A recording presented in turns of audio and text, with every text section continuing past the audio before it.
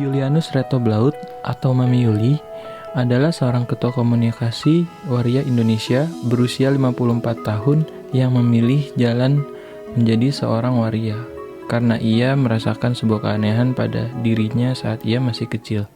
Kemudian ada kelainan itu sekitar saya mulai merasa tuh sejak kelas 5 SD. Itu saya mulai menginjak usia ikal balik, di mana saya merasa ketertarikan sama jenis seperti itu. Saya berasal dari Papua, pindah ke Jakarta tahun 1980. Setelah lulus dari SMA, rencananya mau melanjutkan ke perguruan tinggi di sini. Hidup malang melintang sebagai PSK pun ia jalani selama kurang lebih 17 tahun.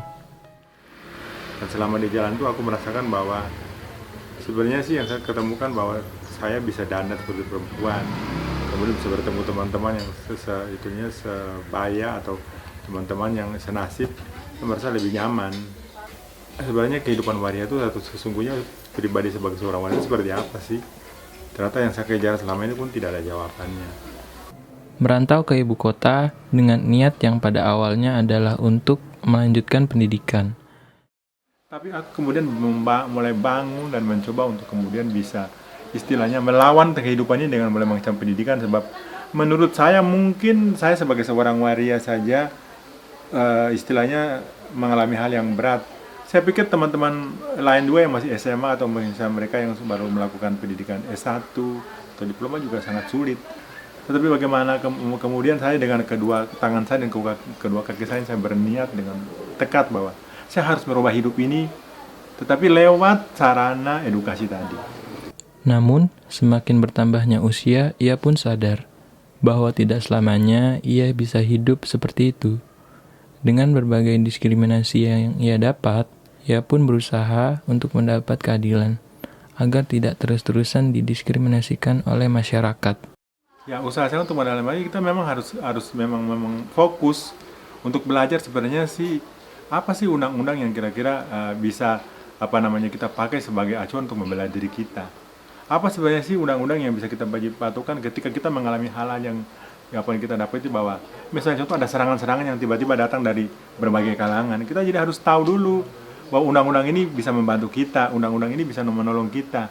Undang-undang ini hanya sebagai misalnya contoh bisa kita akomodir, misalnya contoh ini harus direvisi kembali karena dia tidak kemudian tidak ada kaitan dengan Pancasila. Karena harus adil. Jadi kita harus mendorong negara juga untuk merevisi kembali ini. Tapi kalau kita tidak paham tentang itu, kita tidak akan bisa. Bagaimana kita bisa paham? Kita harus belajar, masuk ke dalam itu dulu, baru kita bisa paham seperti itu. Karena begini, saya waktu S1 tuh saya kan mencari salah satu universitas yang menjadi penantang. Penantang yang artinya bahwa kalau kita kuliah di universitas lain, misalnya contoh di fakultas lain yang swasta, mungkin saya rasa stigmanya tidak akan keras. Tapi dengan saya tertolaknya saya di Komisi 3 DPR, karena yang menolak adalah fraksi yang fundamental agama.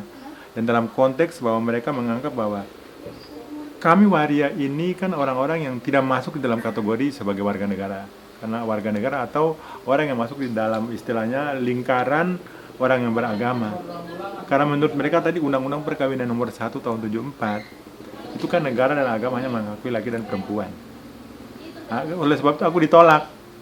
Alangkah malunya menurut mereka, alangkah malunya di negara kita kalau misalnya kamu diterima bisa lulus jadi salah seorang pejabat. Memang tidak ada lagi laki dan perempuan di Indonesia. Jadi menurut saya sih sekarang kenapa? Karena kita tertindas dan kita didiskriminasi. Karena kita rata-rata kan memang bodoh. Rata-rata kita tidak sekolah. Jadi kemudian kursi-kursi yang ada di pemerintah misalnya di sektor formal non formal kita tidak bisa duduk. Karena kenapa? SDM-nya itu tidak ada. Jadi saya merupakan salah satu waria yang kemudian bisa menjadi terobosan yang kita harapkan bahwa dengan adanya kita kemudian nanti bisa menjadi seorang istilahnya doktor atau kemudian saya bercita-cita untuk kemudian bisa jadi seorang profesor, mungkin akan beda. Bedanya kenapa?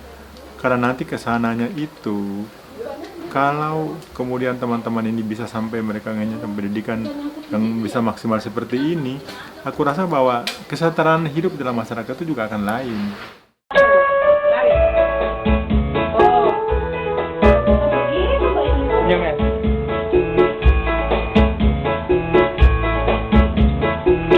Waktu hujan sore-sore di lapangan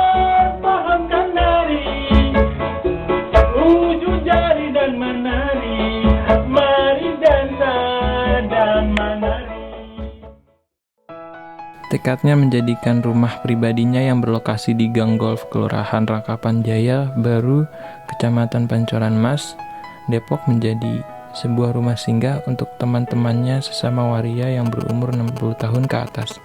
Merupakan bentuk kepedulian Mami Yuli kepada teman-teman sesama warianya yang sudah tua, namun tidak mempunyai keluarga. Kita ingin menunjukkan kepada masyarakat bahwa kita juga bisa berkarya. Jadi ke depan dari berangkat dari rumah singgah yang kecil ini, aku berharap bahwa aku nanti suatu waktu aku punya panti yang cukup besar dan punya sekolah sampai dari SD sampai perguruan tinggi atau dari TK PAUD sampai perguruan tinggi.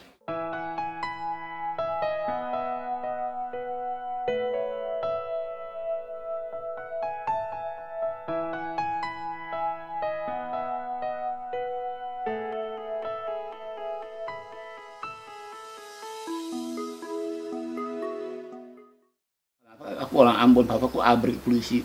Dari aku umur 18 tahun aku diusir orang tua. Aku tamat kimia tahun 60-61 kalau nggak salah tamat kimia. Jadi sudah aku pas tamat nggak lama aku diusir. Pokoknya waria aja, kita ngobrol tua muda kalau datang hanya bertamu.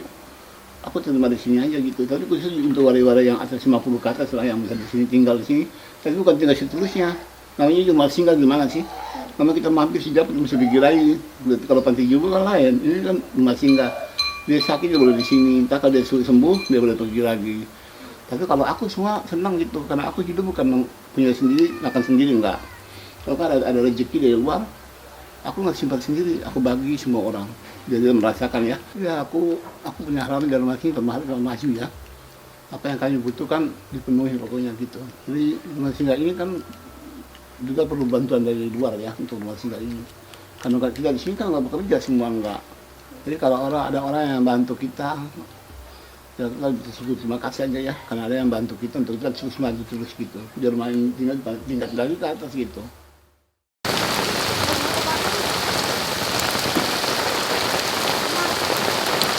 Aku tinggal dari umur 16 sendiri, mandiri.